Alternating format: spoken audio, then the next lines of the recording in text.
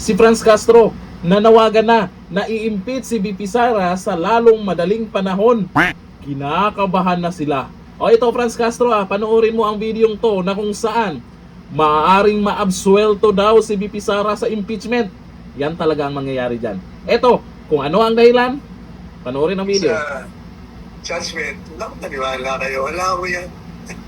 Absurdo. Ano namang isusupina nila? Una-una. Hindi ba nag-ruling na nga sila sufficient in form and substance? Eh kung sufficient in form and substance, so ano bang kailangan nilang mga ebidensya? Nag-rule na nga sila na okay na yung mga ebidensya ibinigay sa kanila. Yung defense naman, obviously, tingin nila, wala naman kayong ebidensya, di bahala kayo. Kung hindi talin nyo na sa plenary yan. Anyway, gaya na sinabi ko sa inyo, moro-moro lang naman po lahat yan. Correct. Walang mangyayari dyan. Tuloy yan. Tuloy ang impeachment pagdating sa Kongreso. Bobotohan yan. Yung 215 na boto nung nakaraang taon na impeachment, bababaw ang bilang nun. Dramatically, that will decrease. Pero makakapasa pa rin. May tatransmit sa Senado. Pero hanggang doon na lang sila. Wala. Pagdating sa judgment, nakapaniwala kayo. Wala ko yan. Absurdo. Wala namang walang kabatay-batayan. Alam nyo, gaya ng mga pinaliwanag ko na sa inyo, di ba? Isa-isa natin yung grounds. Kaya yung depensa, ayaw na sagutin kasi wala naman talagang dapat sagutin eh. There's nothing to reply to or to respond to. Kung gagamitin mo lang yung common sense mo, ay hindi ka abogado, talagang wala eh. Wala. As in, wala. Narinig mo yun, Franz Castro? Maabsuelto daw? Alam naman natin, pagdating sa Senado, o nung una, ilan lang ang bumoto. Landslide, di ba?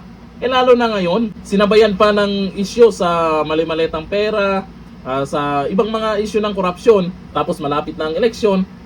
Sa tingin mo, papasayan sa Senado? Mukhang takot na takot to Nanawagan si dating ACT Teachers Party List Representative Franz Castro na i-impeach si Vice President Sara Duterte sa lalong madaling panahon.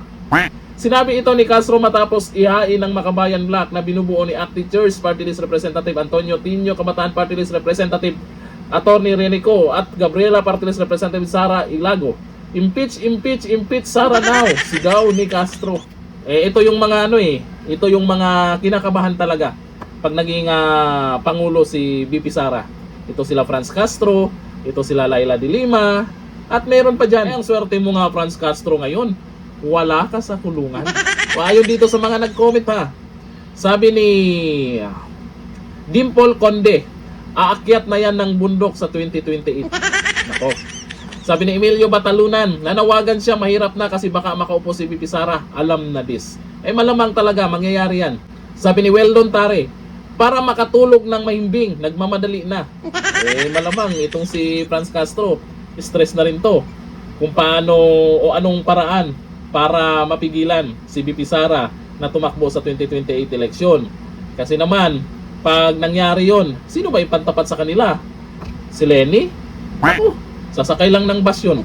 Sabi ni Samuel Bragat, takot yarn. Alam na natin kung ano yung dahilan kaya natatakot tong mga to. Sabi ni Mel Amoro, nanawagan ang taong bayan na ikulong ka na, Franz Castro. Ayan din panawagan daw ng taong bayan. Franz Castro, atat na atat sila na mapa-impeach si VP Sara. Pero sa ebidensya, ang tanong, solid ba? Mas naniniwala nga kami dun sa ex-Marines. Yun ang matindi na mga inilabas nila at may mga hawak pa silang mga video sa mga di umanong na dilibira nila ng malay-malayatang pera. Pero, puro pa rin kayo, VP Sara. Pero sa 2028, walang iyakan. Hanggang dito na natin. Bye-bye.